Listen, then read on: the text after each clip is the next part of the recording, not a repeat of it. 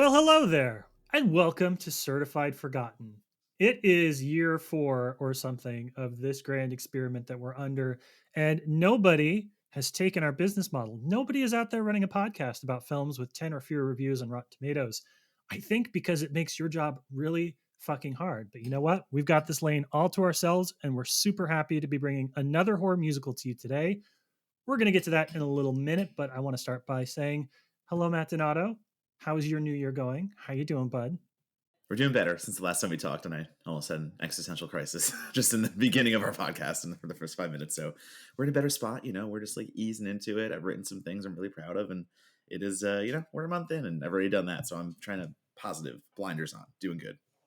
You say existential crisis. I say cold open. I think that they're pretty much at this point the same thing for us. So, but I'm glad to hear that. I'm glad to hear that you have your feet underneath you, and I'm really excited to hear that you're out there writing some stuff because I feel like you go in waves a little bit where you're like, I'm just fulfilling somebody else's requirements versus like, oh, I'm writing things that get me excited. You got to do more reporting last year, which was really cool too. So glad to see that happening again this year. I got to write about Torque this year already. It's got to be a good year. we're, Yeah. we're doing good. Um, I have a feeling this is going to be a little industry focus today because our guest has been working at every level and every side of film criticism, and we're deep in the middle of award season, and there's a lot going on. So let's go ahead and get started. If you can introduce our guest, we'll start having some conversations about all this shit.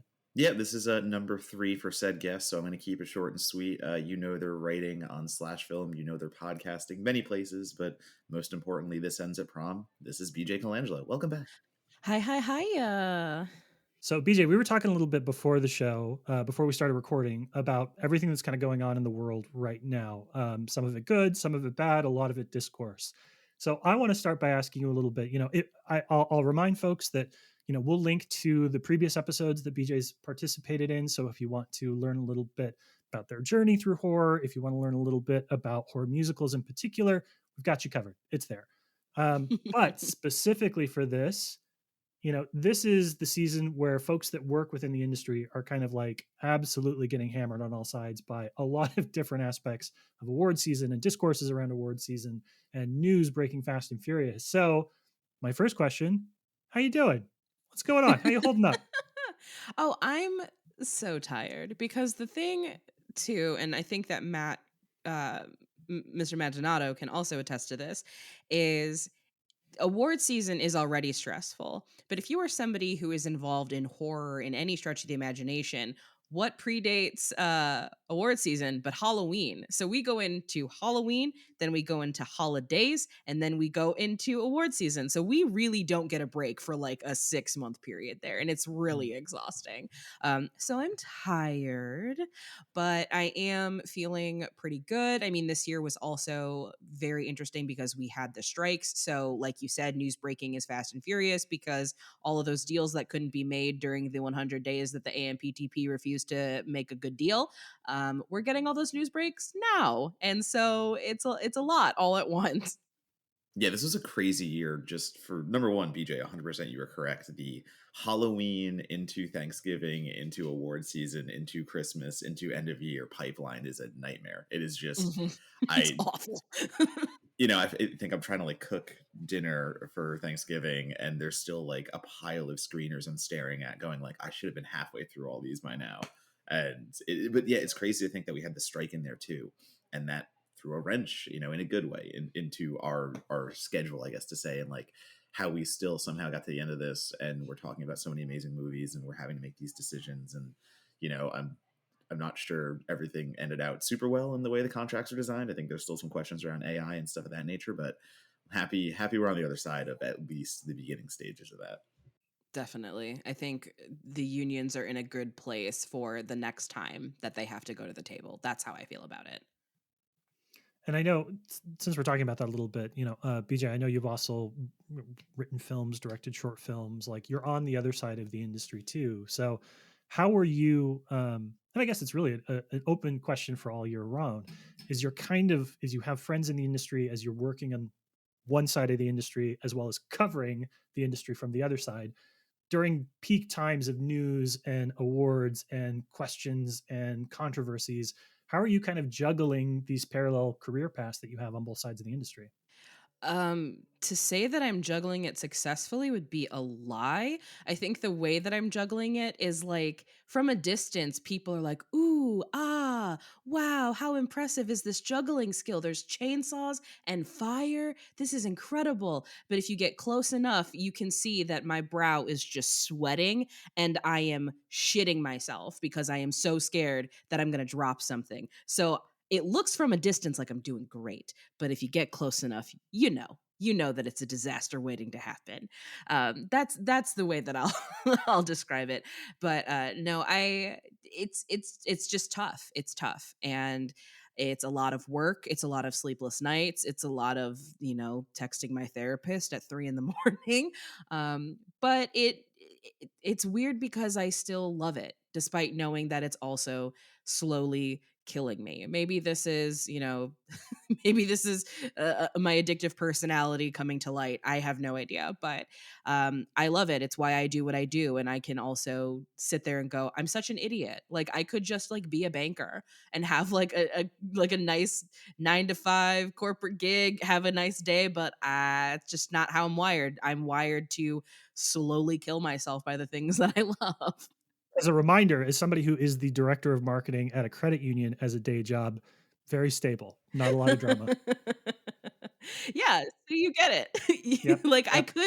I could do that. I could make the pivot. I could do something that, is a bit more stable. I'm sure my parents would be thrilled.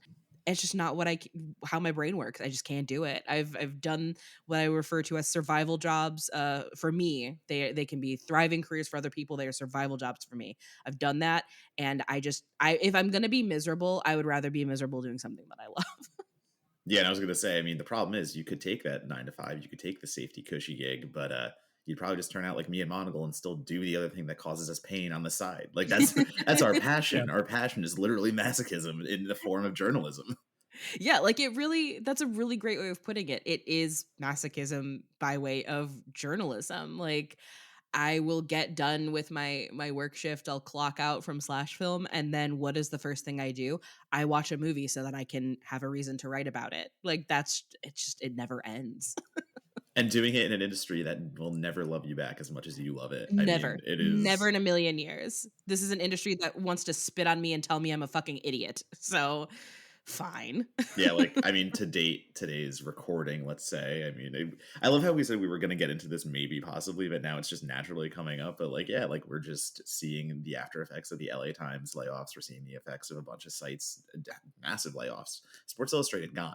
It's like, as a Yeah. sports fan, to me, that is crazy. Like saying that out loud is just insane to me. So like, not only are we doing what we do, not only do we put ourselves through hell and back just to like cover an industry that we love so much, the industry itself is just it's a big question mark right now. Mhm. Sure, am I going to be doing the same thing a year from now? I have no fucking idea. Yeah, no, and that's really what is been so scary is that a lot of us are, trying to find ways to save the thing we love from the inside out, knowing that we are up against giant corporations who have more money than we will ever see, more power than we will ever know, and they just don't care. They just don't care. And it's difficult to have to care enough for people that don't care because like you said, yeah, Sports Illustrated is gone. People who work at the LA Times who were covering Sundance on work trips were let go while on the work trip with company cards that they were wondering, is this company card going to work? Am I going to be able to get home? What's going to happen here? And that's a very, very scary place to be. And it's really easy for people to dismiss it as like, oh, well, who cares? Fake news, all that kind of nonsense. But it's more than just entertainment journalism. It's all journalism. When one of us suffers, when the arm of entertainment journalism can be disbanded and destroyed from the inside out, what makes you think they're not going to do that with more pressing news, so to speak? Like that should be a concern to everybody. This should be viewed as a canary in the coal mine. But because, oh, you're just talking about movies, it doesn't really matter. People like to think that it doesn't matter, but it does. It matters a whole lot, and it's very strange that people aren't more concerned about this. Oh, sorry. There's a good article that has been making the rounds. You shared it, BJ. I shared it. I saw a bunch of people sharing it, which is the Aftermath, which kind of is trying to do for video games what Defector did for sports content, worker-owned news site. But they had written a piece. One of the co-founders had written a piece about sort of what the industry takes from you, the hustle and grind of not only Donato, you put it really well, um, like watching movies on your own time in the hope that you might be able to develop a pitch that you could send out to somebody else, kind of like all of this unpaid labor piece that you do. And I think the thing yes to everything both of you said about the industries and the corporateness of it all, and the people that are getting caught up in the middle of it. But I think sort of my low water mark was the Sports Illustrated thing, specifically because what happened with the Sports Illustrated thing is that the company that owned Sports Illustrated was like, we don't want to deal with this. And so they licensed the name Sports Illustrated to another company.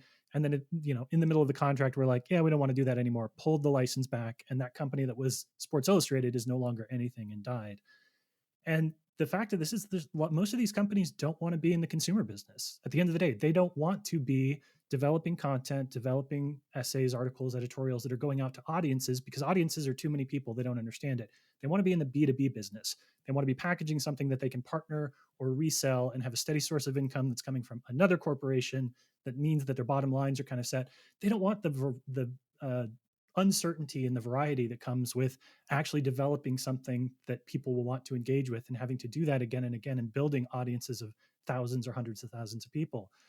And I think that's kind of what has bummed me out so much, is like, it really solidified the fact, the Sports Illustrated thing really solidified the fact that like all they want to do is take a thing and then sell it to somebody else and make more money on it. It's that shell game that like eventually you're going to hit the bottom of that line, and there's no company left who's going to pay you X plus 10% for the thing that you tried to sell for X plus 10%. Yeah, it's why pyramid schemes don't work. It's why Correct. multi-level marketing plans don't work. And yet we're like watching big corporate people just invent new words for what is exactly that practice, and not understanding why it's not working. Meanwhile, all of us know this is where you're heading and what these sorts of decisions lead to, and they just don't want to see the forest for the trees. Everyone wants that content arm. Yeah, I'm using air quotes for anyone listening because I hate that word, but like everyone wants a content arm. Everyone wants it to happen overnight. And everyone thinks that you can just create a website, go viral, and all of a sudden you're raking in millions of views and stuff like that. And like it is just over and over again how frustrating, you know, if you just build organically, like all these sites that became popular, the slash films, like especially, that was one of the first OG film websites, and there's a reason it got the reputation it did, is because for years and years and years it did organic traffic, it built an organic audience, and like that's how it got to being what it was. And I see a lot of companies now that they just, how many sites have I written for alone, or any of us, like honestly, that brought us in to be like, oh, okay, we're going to ramp things up, we're going to start things kind of over fresh, and we're going to be a new voice in the industry. And it's like, no, you're not. It's cute. You're going to pay me to write for a few months and then give up. But like, I don't know. Like, I don't know what to do, with that information anymore, because I also fear a little bit for like the audience, and I fear a little bit for like what is actually desired now. And is the kind of writing that we all do actually, do people actually want it anymore? Because I just talk to my friends more and more, and they just like, oh, so like, what YouTube critics do you watch? Or like what TikTokers and stuff like that? And listen, get your shit. Like, this is not a rant against YouTubers and TikTokers, but like at the same time, like I think the audience is shifting in a way that again makes me very nervous, that I don't know if our kind of writing thrives in the future. Oh, definitely. I've actually made a TikTok about this exact thing, where I talk about how, I'm not anti YouTube critic, anti TikToker, in the sense that there are some people doing genuinely incredible work, like some of the best work in the industry. At the same time, there are also plenty of unethical people that are just saying outlandish things with zero journalistic integrity, because there's really no oversight on social media apps. So they can kind of say what they want, and the only thing that's going to stop them is getting hit with a cease and desist. But the thing that happens is that because it is such a front facing world of criticism and writing, in order to be successful, you also have to be a personality. You have to be somebody who knows the cool editing tricks, who is able to speak on camera very effectively. And the big thing that people don't want to admit, you have to also maintain a level of appearance that is going to be something people are interested in seeing every single week. And that then turns a landscape where a lot of the smartest, most brilliant people that I read, I know are like total shut-ins that don't want to be seen in public, that very much enjoy their privacy, are going to lose that. Some of the best writers we have are people who write under pseudonyms, and you can't do that when suddenly everything also needs to be a TikTok or also needs to be a YouTube video. And I believe that both pathways should exist. There should be the people who want to be the personalities, who want to be able to, be on camera, but there should also be people that don't. And the fact that we are eliminating the ability for people to just be writers is very strange. It used to be that you were just a writer and that's all you needed to be, but now you have to be a writer and you have to do your own marketing and you have to be a quote unquote content creator and you also have to have all of these different avenues that you work in. And for someone like me, I'm very privileged in that I can do all of those things. I don't want to, but I can, and I'm being forced into it. But there are so many people that that is just not their ministry. And it's very strange that we are now forcing people into landscapes that they don't want to be in order to, pay rent.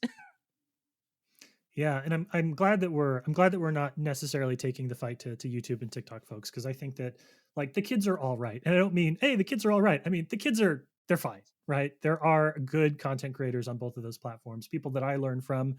But like you said, BJ, there's a lot of folks that are just in it because if this was 10 years ago, they would be the person quote tweet dunking on anybody who would get them a little bit of clout and growing the platform, right? Their Hmm. approach to the industry is platform agnostic. It's just outrage and catapulting off the backs of other folks.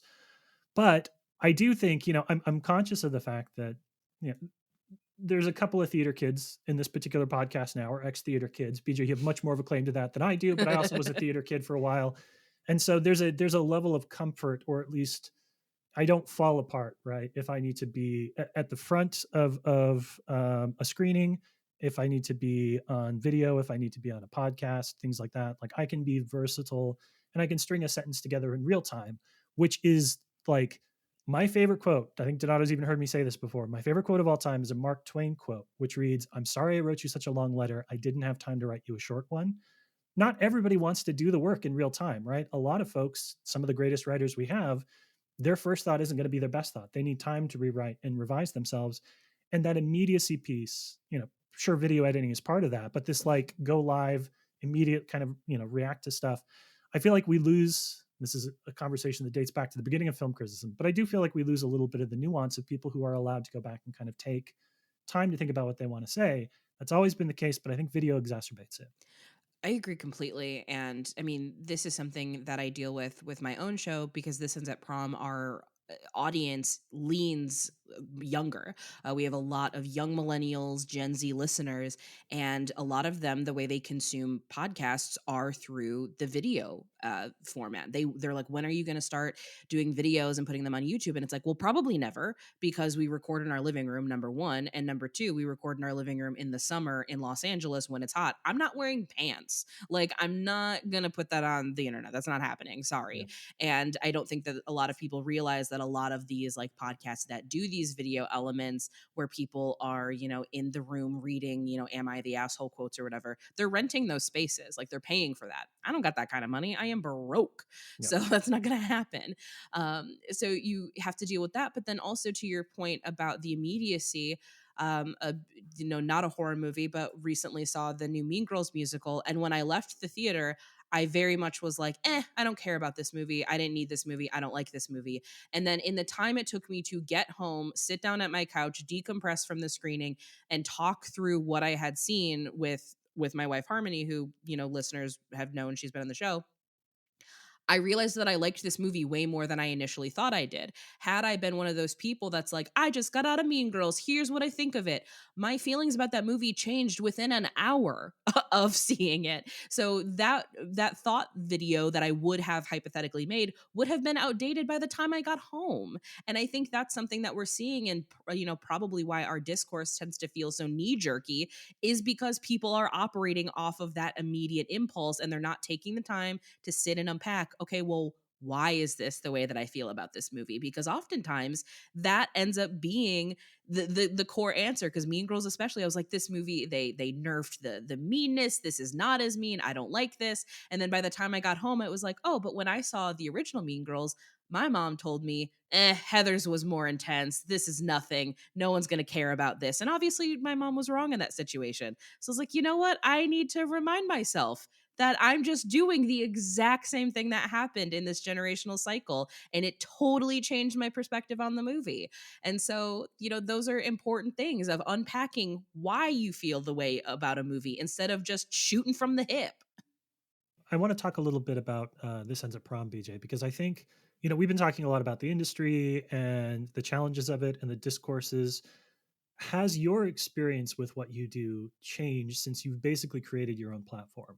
Because, and we can get into this in a second, but I know that how Donato and I think about all the various pieces of what it means to be a film critic and a writer and blah, blah, blah, has shifted since we started, whatever. Founded is a fancy word. So we'll say founded, certified, forgotten. It's changed the way that we think about it, about the business side, the people side, all that kind of stuff. Not, you know, dramatically, but we find ourselves, it is a different experience than when you are somebody else's, Ronin, gun for hire, when you're basically coming in and writing 1,000 words and then popping back out. Have you found that your relationship with the industry has changed a little bit since you started to really build up a platform that you and Harmony are, it's the thing you're known for now? Yeah, I'm glad that you pointed that out because it is very weird that I, cut my teeth on horror, and for many, many years I was like the go-to horror girl, and now that is not the case. And it's very fascinating because then we get a lot of the new guard of horror people come in and they don't even know who I am, and I have Mm. to fight those urge to be like, "Do you know who I am?" Which is really funny. But my feelings in the industry have definitely changed because specifically with This Ends at Prom being a an area that focuses on teen films, which is a subgenre that had its heyday, in the 80s and 90s and has been struggling for relevancy ever since. I've been seeing the ways in which people obviously completely discredit and count out an underserved market. The fact that at the end of 2022, um, at Slash Film, we did a lot of predictions of like, what do we think is going to happen in 2023? And I very firmly said Barbie will be the biggest movie of the year, period, hands down. And everyone was like, no, I think it'll be successful, but I don't know if it'll be that big. And I'm like, I am telling you, it will be the biggest movie of the year. And I was right because I now think about it in ways, I think about the industry and assess the industry in ways that, are kind of uncommon than what we typically did because people don't like to think about underserved communities. But at the same time, what's fascinating is that my audience base is predominantly women and predominantly queer people. And so, despite the fact that we are very popular, we don't get to have the financial gain that a lot of other film podcasts have because what are groups of people that do not make as money on the dollar as straight white men? Yeah. Women and queer people. So we can be as popular as we can be, but we are still serving a community of people that are disenfranchised financially just because of systemic issues. So that's interesting.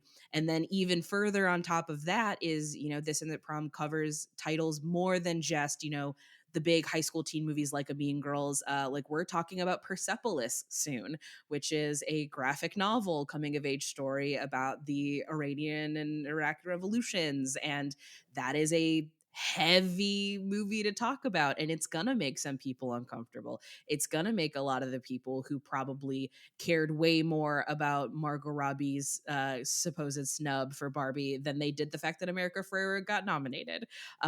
So that's me calling out my fellow film friends who pick foundation matching on the same side of the color wheel as me. Um, so that is also something that I have become way more in tune with is just watching how our own episodes and our own conversations perform. A lot of people are not ready to sit in their discomfort. And I think that we do see that reflected in the general film landscape of how many people push back against movies like May December, things that make them feel really uncomfortable because they don't want to go to that place where they got to figure out what it all means. And that is, with your big Oscar movies, all the way down to, a movie like Daydream Nation, which is a 2010 Kat Dennings movie where she has an affair with a teacher and she's in the power position. People don't like it. They don't like it. It makes them feel icky and it makes them feel weird. And, again, that makes me also nervous for the film world going forward, because if the algorithm tells a bunch of number crunchers at a studio that people don't like being challenged, we're going to start getting less challenging art. But hopefully, independence will fill that void. But, money, capitalism, everything's terrible. Monopolies, the restriction of freedom of creativity, Right. the onward and forward. And no, I like the point you just made about like how I think movies are being read, and like the conversations we have about some of the Oscar contenders, even just I was talking about Oppenheimer not recently, but recently enough, and the person looked at me and was like, "Yeah, but how can you like a movie that like so clearly is on Oppenheimer's side?" And I'm like, "It's not." No, I'm like, it because sure it's isn't. not. Yeah, and like we had like a debate in the middle of a bar for like a few solid minutes of this person trying to convince me, and like it was the thing of like, well, he's the protagonist. Obviously, the way they shot it is from his point of view, so obviously it's on his side. And I'm just like, wow, okay, it's never taking a side. And Depiction's not endorsement. yup, huge. And I think another one too is like Saltburn. I think the conversation, like, I've had it with Amelia, I've had it with a bunch of people at this point, and the whole idea that like Saltburn is like painting the rich in such like a positive manner, and it's taking, the middle class and the lower class and making them the villain and stuff like that. And I'm like, no, everyone's the villain in Saltburn. Like everyone's bad. I don't. How did you not get that? Like, and I think it is the idea that we live in a world now where you have to. If you have an opinion on a film, it has to be clickbait. If you have an opinion on a film, it has to get immediate traction. And what gets immediate traction? Calling out someone thinks politics, calling out something's, opinions and on certain matters. And I've just seen that this year in a way that has made me. In May December, you said it too. Like that was another perfect example. And I don't know. I've just seen in a way that like media literacy has taken such a nosedive in a way, and we're willing to look over certain things or not look hard enough just to get that hot topic opinion, whatever you want to call it, the hot take. My most like boomer old man yells at cloud opinion is that I I miss the days when you could just be a hater. Like I missed the days when it was like, why don't you like this movie? I don't know. I don't like it. I just don't like it. It doesn't jive with me. It's not for me. Because now it's like, well, why don't you like it? Well, I find it to be incredibly harmful and problematic. And then suddenly we add this like moral quandary to it. And it's like, sometimes you just don't like it. Like sometimes a movie just doesn't click with you, and that's fine. But what is that going to add to the quote unquote machine? What are you going to get by just saying, it wasn't for me? Like you're not Right. going to get it. But if it's like, this movie wasn't for me, and if you like this, you are also Satan, then it's like, okay, well, now I have to click on this and find out, why am I Satan? The Exorcist believer, anti-abortion. Like, wait, what? It was like, no, it's not. That movie's actually pro-abortion, but okay. Yeah, I don't want to dox my wife here, so I won't name the movies in particular that she often references this with. But she often remarks about the fact that she'll watch stuff that is popular and quote unquote progressive, and she'll dislike it. And then she'll read stuff where people are like, "Yeah, because of the way they show women." And Andrew's like, "No, no, no. The reason that you and I don't like this movie is very different reasons. Like, I am not on your boat with this stuff. I'm just saying it's bad. I don't like it because it's bad." Right to your point, PJ. Yeah, and I have this I posted about it when like the Barbie discourse was going on with the Oscars, where I was like, being a fan of the Barbie movie is a lot like being a wrestling fan. I don't want to be lumped in with half of you weirdos. Correct. Like because my feelings about this are totally different than some of you. But that's just what we do. In a positive and negative way, the media that we consume has become extensions of all of our identities. And the same way that I think we as horror fans can all relate to this, of all of the assumptions people place on us for liking horror movies, we're now doing that with literally every movie. Of, well, if you like Saltburn, then that means this about you. If you like Barbie, that says this about you. If you like Killers of the Flower Moon, then that means this. And that's not a good way to assess art or the people that consume it by any stretch of the imagination. But we are all in hell. I'm sure you did this intentionally because you are a fabulous guest and podcast host. But speaking of hell, Oh, I I think did. Thank you for taking that alley-oop. Let's I go. got it. I'm gonna slam dunk it. Speaking of hell, we're gonna take a quick break, and when we come back, we're gonna talk about the movie that BJ has chosen for us, which is Alleluia, the Devil's Chorus, or the Devil's Chorus, Alleluia. It's a whole thing in Wikipedia. It doesn't really The matter. Devil's Chorus.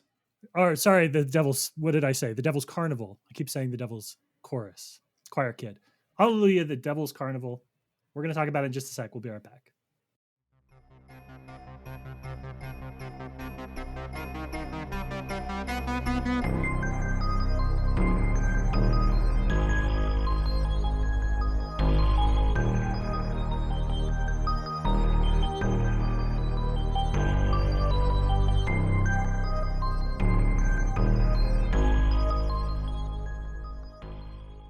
All right, welcome back. So today on the show, we are going to talk about a film, a sequel to The Devil's Carnival. This is Alleluia, The Devil's Carnival.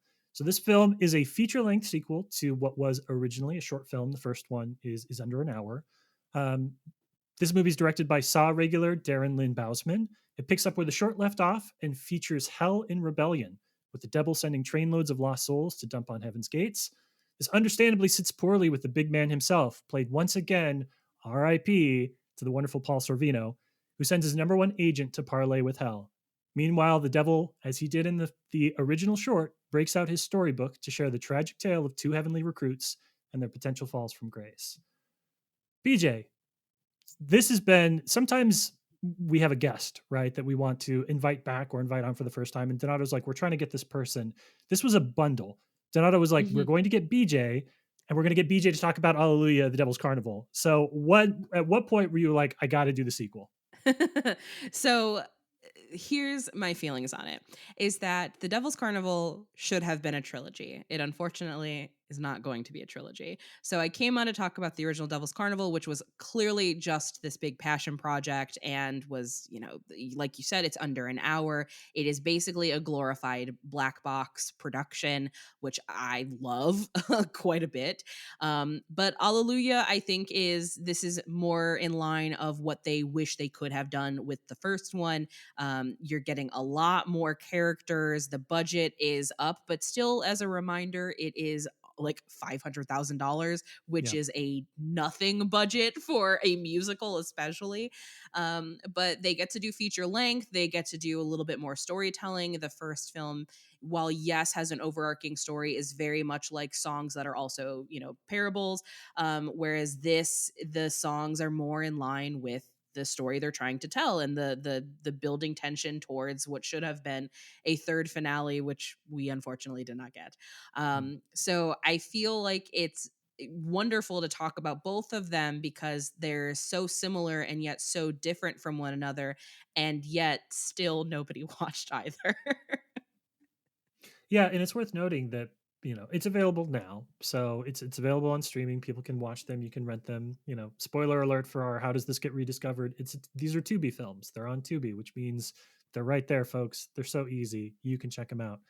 But I know that both of these films also did sort of an unconventional, release cycle, which had them showing up once in every major city, kind of a rolling road show. Again, the theater-ness of this all, and I think that's wonder what a movie like this would have done like if you put it in front of the right theater forward crowd, if you'd been able to do more of the Rocky Horror kind of stuff with it. Because I think that I've been sitting, I finished it yesterday and I've been kind of overnight have been mulling on it and trying to figure out where this movie sits in terms of inspirations and genres. And even more so than the first one, I think I'm just at a bit of a loss.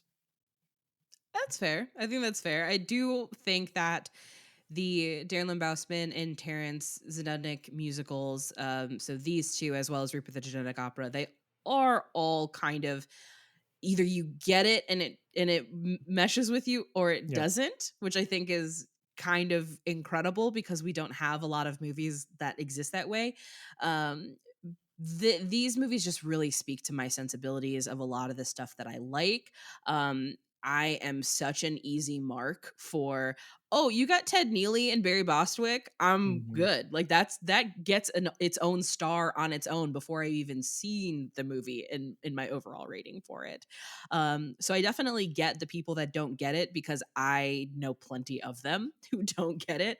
But this is just something that I enjoy. I love the flashiness. I love the character designs that are not fully explained and you just kind of have to accept it because to me that feels very theater of we've Mhm. made a choice, that's the choice, deal with it, which I kind of respect. And above all, the same thing I feel about this movie is similar to how I feel about the original Devil's Carnival, is that I am always going to have a soft spot for filmmakers that pursue their vision and do not make any apologies for it and do not make any concessions for it, because I'm sure that if there were other people in a production room, they would have said this song needs to be catchier, you can't have all of these like old men wearing all of these and like being just old men and young women and really no one in between.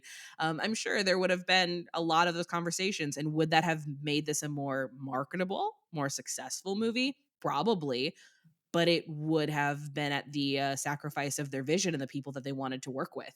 And I respect that. I respect them sticking to their guns. Yeah, and I want to defend myself and then throw Donato in here. Just as a clarification, not saying that I don't enjoy it or that it didn't work for me.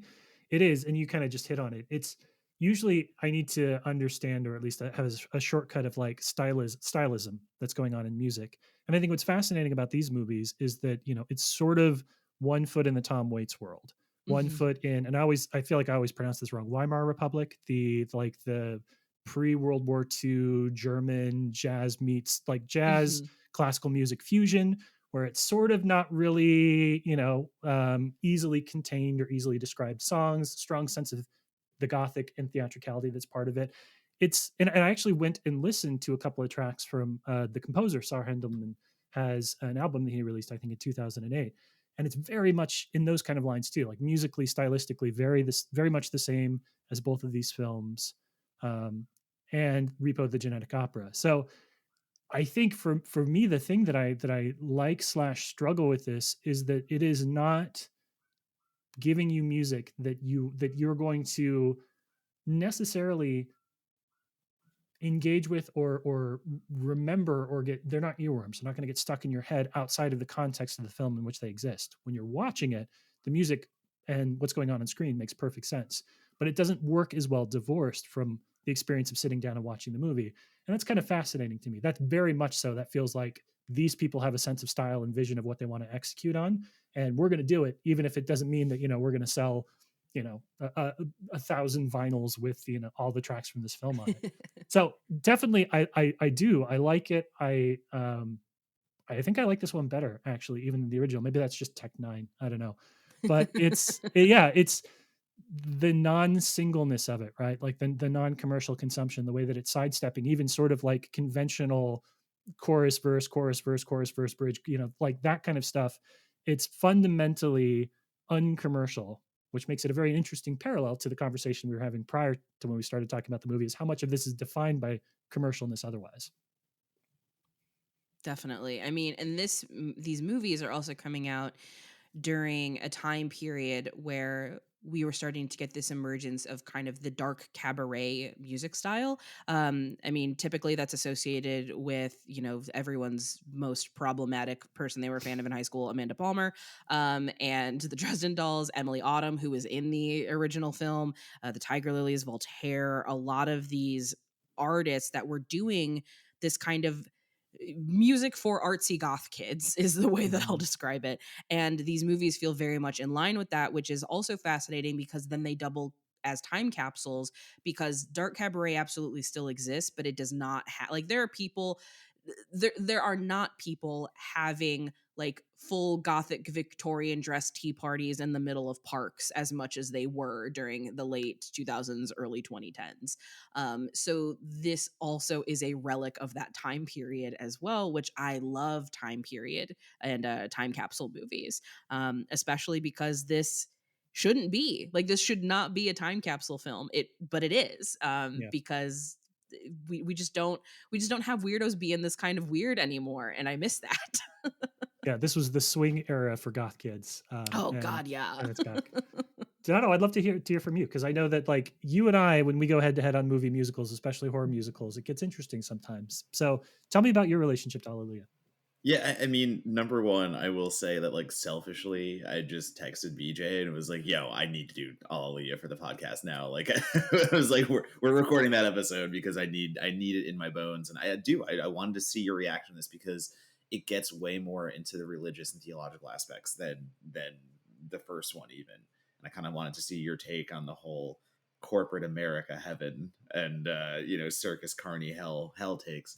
But no, I mean, I remember when this came, the Rolling Road show, as you mentioned before, was how they showed the Devil's Carnival, Alleluia, and it came through for New York, and I was stoked to review it. I got the chance to like attend it and stuff like that, and I was so disappointed because I knew we really weren't getting a third when I walked into that theater for the New York date for Alleluia, the Devil's Carnival, and it was woefully unattended, unfortunately, and it was such a bummer to me because to echo, I don't want to echo what BJ said, but like this is what I'm looking for in a lot of aspects of a horror musical. Like I love the dark cabaret stuff. I love the circus elements. I like even just the war paint that Lucifer has on at the end is just it's my vibe. I'm looking at this thing like the bayonets to me. Like I love that. I love that aesthetic. I love all that stuff. So I was drawn in from the beginning. I think that the sequel is unfortunately stuck being a midpoint, and it will forever be that unfinished midpoint, which is so disappointing because for all the reasons we have talked about thus far, and I really want to see Heaven versus Hell and all the music that we're going to get out of that, like the way that Bausman built the cast for this sequel and brought in so many more talented artists, where even like the blacksmith is Danny Warsnop, like the vocalist for Asking Alexandria, and like he was going to have a song probably in the next one, and just laying the foundation for what we could have gotten in a third film. So I struggle with it because I like it a little less than the Devil's Carnival original. I think that the first one is better being a tight 60 or sorry, right under 60 minutes. I think that is correct, and I think Alleluia overstays its welcome just a tad bit, but I still love it dearly and I still cherish it. And it's one of those time period capsules that not only brings me back to an era, but it also will forever just be the thing that was never finished. And it will be one of those projects where like I will cherish it in a way because I know it deserves so much better. And I like it, I watch it, I enjoy the hell out of it. How could you not like something that you literally get David Hasselhoff and Tech Nine in back-to-back scenes? Like it, Yeah. like how? Like it transitions from David Hasselhoff to Tech Nine. What are we watching? Yeah, you're totally right. And to piggyback off of, we're never gonna get to see the third, like the fact that Paul Sorvino, like someone finally really knew what to do with Paul Sorvino, somebody who is one of the most decorated actors, but it feels to me like no one understood him better than Darren Lynn Bousman. Like between Repo and both Devil's Carnivals, like he knew what to do with him, and he knew what kind of music to let him sing and what kind of energy to bring to a character. Like he just nails it in these movies, and the fact that he just gets to park and bark like in a movie. He just gets Yeah. to stand up there with a microphone and just wail, and you're just like, God, we deserved so much more from this actor than what we got, and we still got a lot of great stuff out of Paul Sorvino, but I feel like Bousman just got him. He just got him on a level other people didn't. Yeah, and Donato, I'll answer your question about the kind of the theology of it, right? As everybody's favorite, film critic lapse Catholic, which is apparently the role that I fulfill for you and a few other people. Um, the Ted Neely stuff in this is great, not only because he's great, but also the one of my favorite things about Jesus Christ Superstar as a musical is the fact that the story is framed and centered around Judas, that the central conflict isn't, I mean it is, but it isn't so much Jesus deciding whether or not he's going to go through with things, but it's also kind of like the damnation of Judas being like, if I don't do this, then Jesus can't do that, and so like the fuck man, like what am I going to do here? And so there's the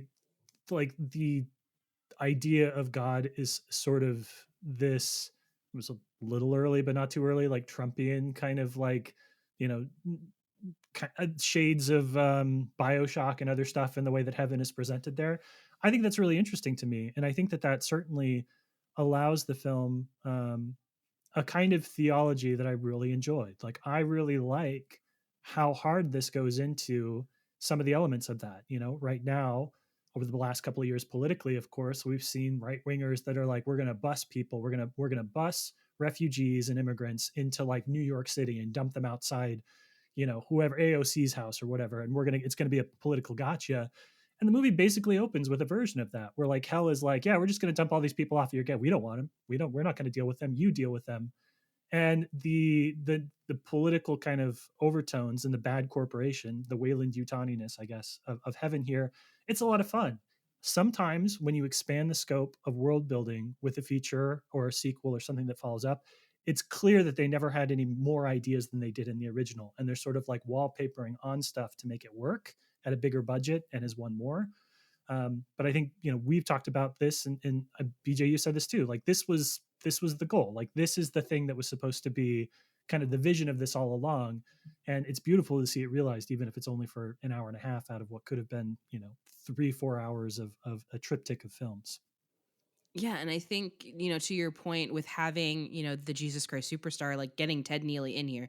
Jesus, like JCS is one of my favorite pieces of music, period. Oh yeah, And Norman Jewison, R.I.P. for bringing that into a movie and turning, changing movie musicals forever, and also changing what is popular in music forever. So I do know that Darren Bousman is a massive, massive fan of JCS. He's talked about it a lot over his career during different interviews.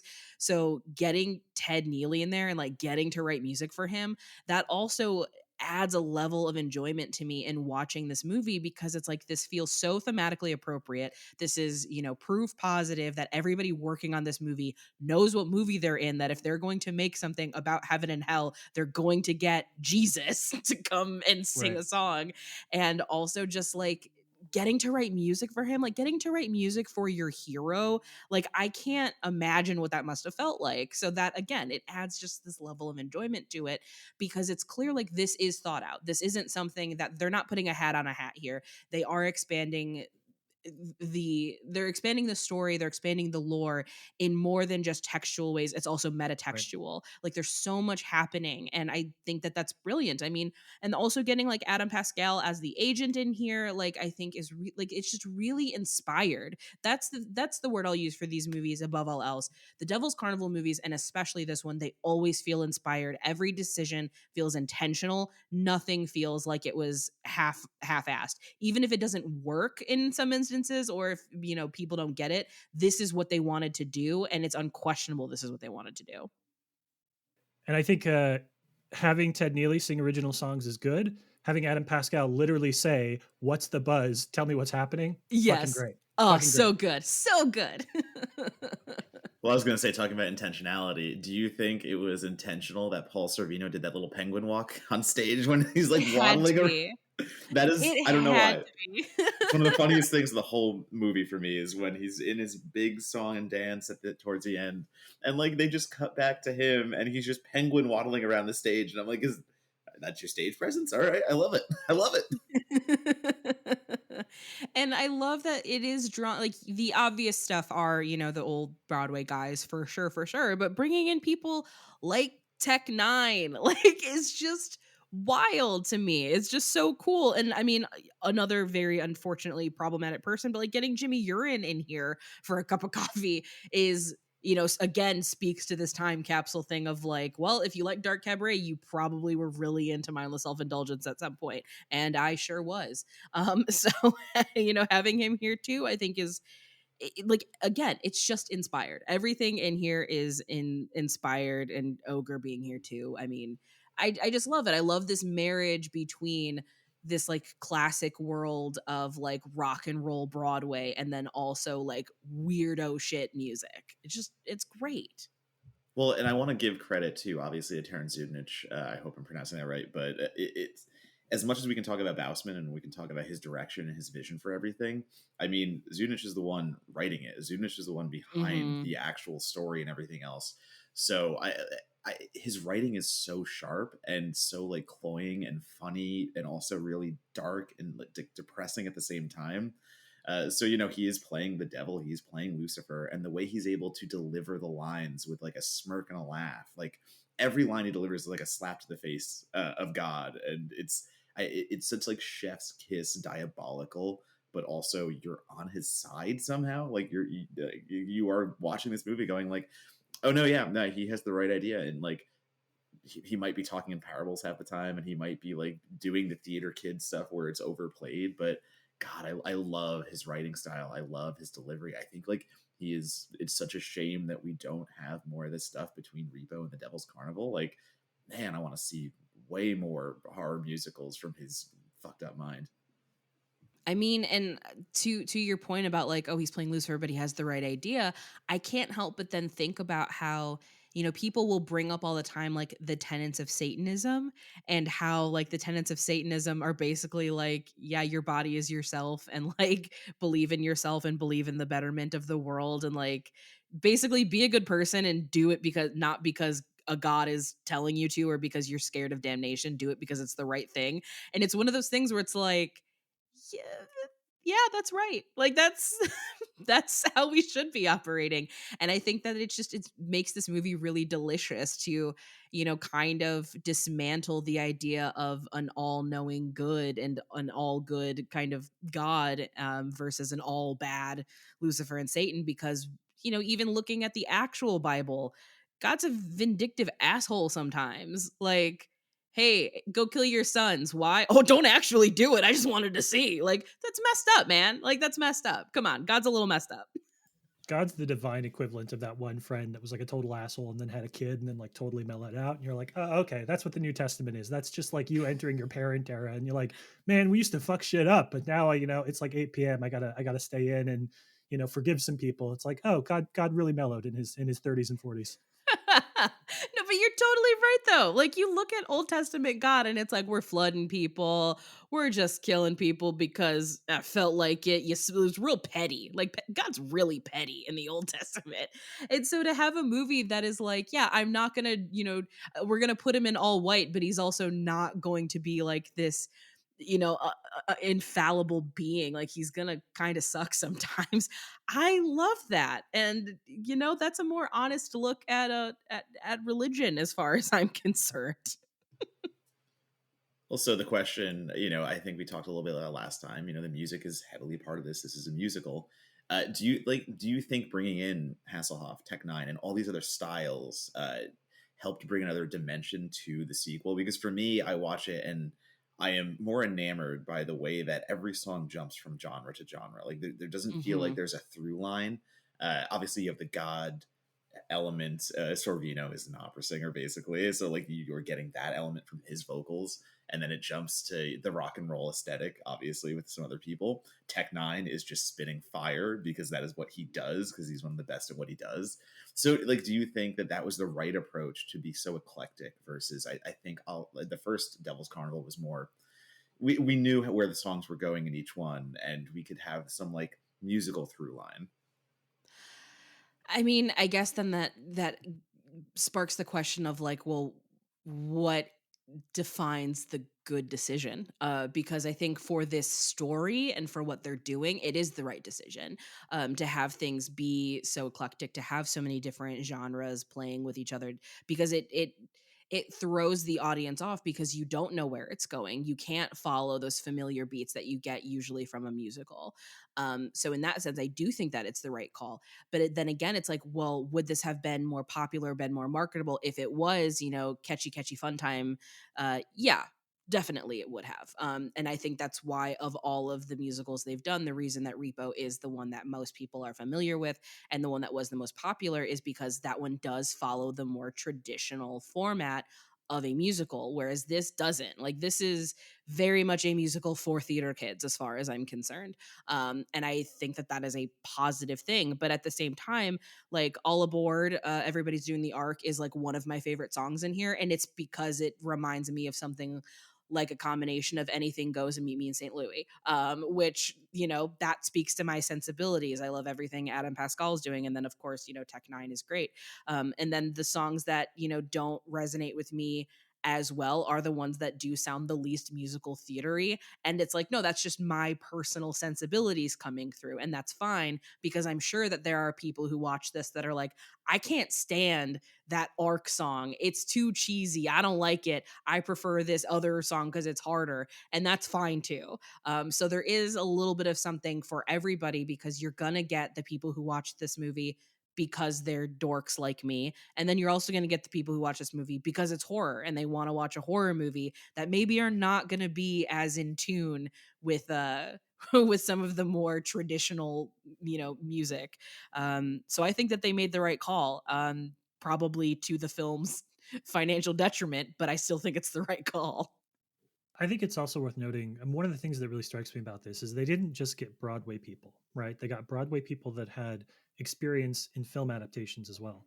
You go through the list of actors. Adam Pascal has been in films. He's been in the cinematic adaptation of Rent, whether you think that's a particularly successful project or not. He fucking did it. You, of course, you have Bostwick, you have Ted Neely, who've done film versions of musicals as well. And I think, and then David Hasselhoff, who I will argue everybody thinks of him as the German pop star. He was a serviceable lead in Jekyll and Hyde, which is one of my five favorite musicals of all time. So I will, and there exists a full stage recording Hamilton style of that from like the early 2000s. So I think part of what makes the songs work, for me, even though, as I mentioned earlier, stylistically they're very varied, is the fact that they're designed for film, right? Like Mhm. I think that these are songs that are requiring close-up performance. So much of this is exaggerated facial expression. So much of this is the physicality of the actors across the board, who, very importantly, know how to sing on camera the same way that they know how to sing on stage. This isn't just like pull the camera back and, show somebody at a mid-range shot. These are people that the camera's getting right up in their face. Bostwick, of course, is doing like the most camp in his performance, like looking the only character that looks directly into the lens and sings most of his songs, which is delightful.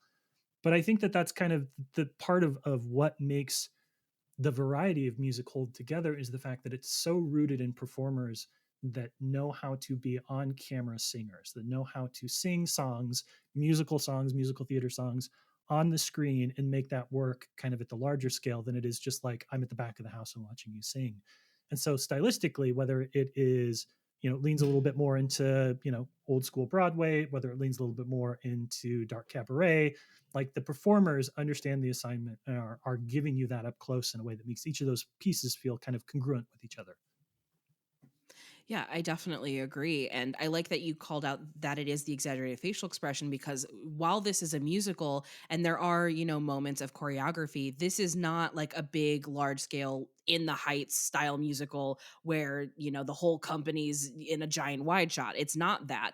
And because of that, the benefits are that, one, he can have some of these, older guys that probably can't move the way they could Yeah. in the 70s, still be able to absolutely shine on screen, which I love that. I love being able to be like, this person is talented as hell, and here it is. Like, just let them go. And I think it's palpable when you're watching it how everybody loves working on this. Like, Hmm. it's just an energy that is, it's so visible. Even, like you said with Bostwick, like looking down the barrel, it's like he knows what he's doing and he's loving every second of it. No one in this movie feels like they're walking themselves through it, even if it's just like a random background person who's wearing a wig that's twice the size of their head. They are having fun, and I can see that they're having fun.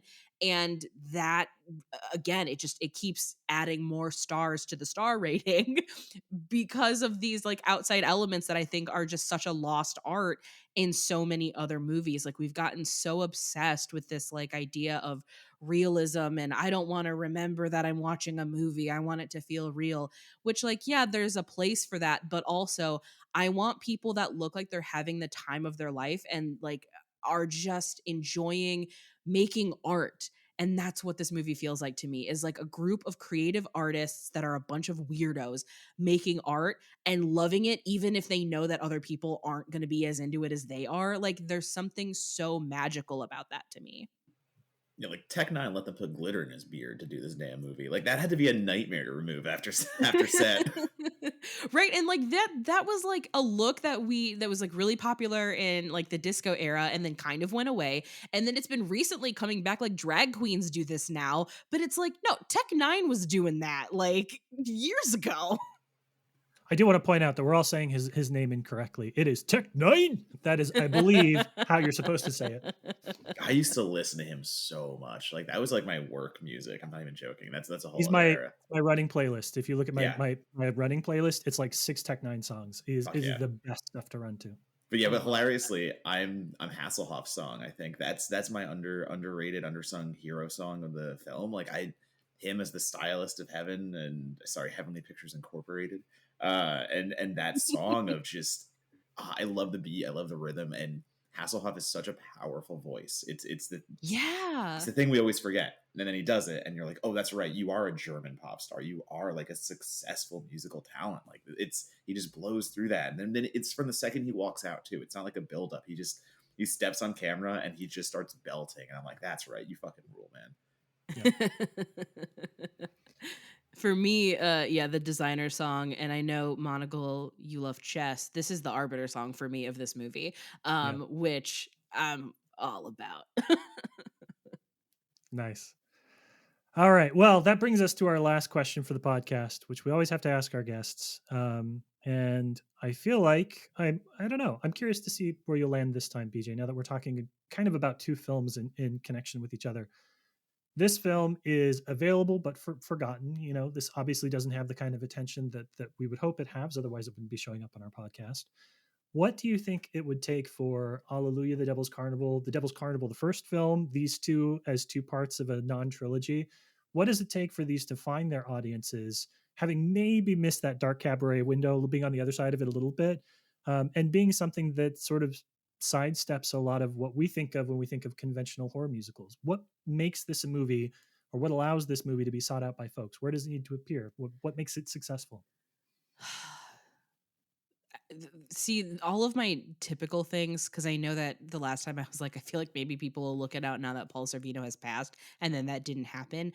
Um, I think it's going to need to operate by the never been kissed rule of all it takes is one person that you think is cool to tell you it's cool. I think there's going to need to either be like a new horror musical or somebody who is one of those figures like a Megan the Stallion or Lil Nas X, who is mostly a musician but dabbles in the world of horror, to be like, you know what movie fucking rips? The Devil's Carnival. And you need that one person that you think is like irrefutably cool to tell you that this movie is cool, and then I think people will seek it out. That's unfortunately like how I've evolved in my thoughts of like how do people find these lost, films or Yeah. find these movies that we love that nobody's really talking about.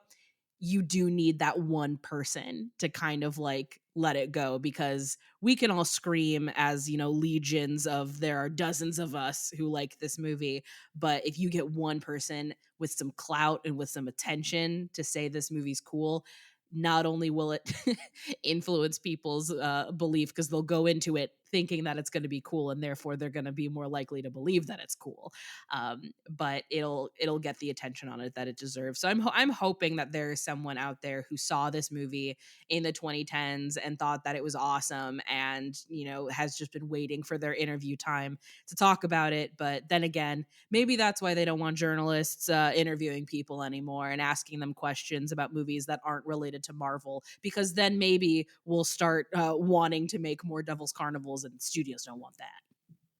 Donato, what you got? It's hard because it is the midpoint. As I said, this is always the second chapter of a trilogy, and you can't really market that to be a final product in a way. Like if I'm saying that correctly, it's you can't go to someone and be like, "Hey, Devil's Carnival, Alleluia, fucking rips," but it doesn't really have the conclusion that you're probably looking for. And I say that lovingly because this is a movie I cherish, and as I've said before, that's one of the reasons I like it. It feels like a curio. It feels like something that's lost in time, and we never got the third that would have finished the trilogy. But to make that marketable is hard. To do that is hard, and I mean, we have talked on the podcast. I know some people in distribution, and one of the people that I love very dearly, I'll text randomly just out of nowhere, be like, "So when are you going to release the special edition Devil's Carnival 2-pack and then put it all on vinyl?" And the answer is always the same: never, because it's not going to make us any money. And like that sucks. Like it sucks that that is the answer, and that is correct. Like from a business perspective, that is 100% why. So like to say it needs the physical release, it needs that special push. I do wish someday that somebody will take a chance and put these things in some awesome double pack with the music as well on vinyl. Like that, I would buy that in a heartbeat. I We would buy want it. the sheet music. I've been saying this for Oh years. fuck Give me Mm. yeah! the goddamn sheet music. Let people perform these in cabarets. Like it needs to be that kind of stunt marketing to get there, to get that attention. But I do want to shout out another show that just came out, Has Been Hotel, and another way maybe to get eyes on Devil's Carnival is to be like, hey, do you like Has Been Hotel? Because there's pretty much another version of it in the Carnival, and like Has Been is a little different. It is a cartoon musical, and it is about the rehabilitation of sinners going back up to heaven. And Lucifer's daughter opens a hotel, and she tries to rehabilitate people and send them up. But there's like so many parallels here, and there's so many cross wires where like it Has Been Hotel, Lucifer is kind of dressed like a circus ringleader, and you see a little bit of the clown stuff, and you see a little bit of the circus elements. So like obviously there are parallels that you could use to try and bring people who are now watching Has Been into the Devil's Carnival family, vice versa too. Hopefully, I think Has Been, I've seen 2 episodes and it's great, but that's what it takes. It's going to take the connection to something popular, whether that is what BJ said, where it is a celebrity out of nowhere. Like if Megan Thee Stallion came out and was like, "Yeah, I fucking love Devil's Carnival," like, that'd be amazing. That's the PR it needs. Yeah, and I will yes and to what you were saying, Matt. Shout out to Andrew Underberg and Sam Haft who do the music for Has Been Hotel. Those songs all fucking rip. And if you've only seen the first 2 episodes, some real good ones happen in like episodes 4 and 5. But both of them have done some great stuff, and I know Sam Haft is part of the Living Tombstone, so they are the people who made the song that's in the end credits of Five Nights at Freddy's. So we've got some good. We are in a good era of spooky kid horror music right now, which I love. Yeah, normally for this, I would say one of my go-tos has always been like, oh, this is primed for lists, right? Like since that's the currency of the internet right now, best horror movie musicals, best musicals you've never seen, blah blah blah. Except if you have looked at the front page of Google recently, you would note that there is not a lot of rhyme or reason to how their new and a better than ever algorithm is treating, some of the organic search stuff. It is 90% ads or shopping credits, as well as like the word AI peppered liberally into any single organic listing that you see. So I would say organic search is less reliable than ever too, which means I'm gonna third BJ what you said. I think that this is to tie it all the way back to what we're talking about with Barbie, right? Like Gerwig has been talking as much as possible on any press tours she's done about the films that influenced her. She has probably single-handedly inspired a new generation of people to go check out The Umbrellas of Cherbourg, and is responsible for connecting film present and past in a way that people that aren't normally interested in those kind of conversations are going to seek out. So I don't know. I don't know if in 10 years' time somebody creates like $100 million horror musical or $100 million musical. I don't know if there's a filmmaker or a project that'll come along that the person will say like, oh, one of my biggest influences was these two Devil's Carnival films, and that'll be what opens the door. But I think we just need a cool kid. We just need a cool, popular, neat person to take all of their cool, popular, neat energy and be like, this movie kicks ass. You should go see it too. That's it. That's our commentary on Alleluia, the Devil's Carnival. BJ, you are in rarefied company as a three-timer here on the show. So we will give you something we don't do for a lot of folks. We will give you time here at the end to talk about any projects or places that people might follow you on social media. We do this for everybody. Any places people might follow you on social media and look for some of the stuff that you've got in the work. So where do people seek you out? I am on Twitter, Instagram, TikTok, and Blue Sky at BJ Colangelo. My podcast, This Ends at Prom, talking about coming age stories marketed towards or about teen girls across all genres. It can be found anywhere. We also have a Patreon where we talk about boy teen movies as well as documentaries, music. We're doing a TV rewatch right now of the first season of Daria. Lots of cool stuff going on over there. You can find my writing over at Slash Film. I'm kind of everywhere. And later this year, I'm not sure what the exact date is, but my wife Harmony, who has been on the show before, our book on sleepaway camp comes out this year. So be on the look for that. It's just called Sleepaway Camp, and it is coming from Die Die Books. That's awesome. I'm really, really looking forward to that one. I think Harmony is the last episode, and they were pumping it as I feel like every time we have you on, it gets closer and closer. We're down to like a year release date. So really, really excited to have that one out. Donato, what you got going on? Same as always, at Donato Bomb, Twitter, Letterboxd, Instagram, and Blue Sky. There's the big ones. What do I have going on? Everything and anything. Just did some little Sundance coverage. Did a little, like I said, I got to write about Torque this year already, and we're not even a month into the freaking year. Yeah, just pumped out a bunch of articles so far. I'm going to keep tweeting them. I'm going to keep posting them, and I'm never going to leave you. As for myself, you can follow me on pretty much Blue Sky is the best place these days. I've fully left Twitter and I don't really do too much in other places. So Blue Sky's good. It's like Monocle dot or at the Blue Sky string of stuff. I also have an Author account. I've lost, for circumstances we don't need to get into, one of my regular outlets. And so you won't be seeing any reviews from me in the near future, but we're going to figure out a way to get that fixed. But if you like what we're doing here on the podcast, encourage you to visit certifiedforgotten.com. Encourage you to visit patreon.com/certifiedforgotten. We have a free email newsletter that runs off of Patreon where you can sign up and get a weekly newsletter delivered right to your inbox where we talk about cool things that are going on in the community. I make dad jokes because that's fun to do too. So strongly encourage you to get on that. Check out the website, check out the Patreon if you like what you've heard today. BJ, I have a feeling this is not the last time that we'll have you on Certified Forgotten. So maybe this will be the last horror musical we get from you for a little bit, but I'm excited to see what you bring back in, let's say, 6 to 12 months. That sounds beautiful. I luckily watch a lot of movies other people don't watch. So I've always got something I can pitch at you. Amazing. We'll see you then soon. Donato, take us out. What you got? Jiggle juice. Unfortunate.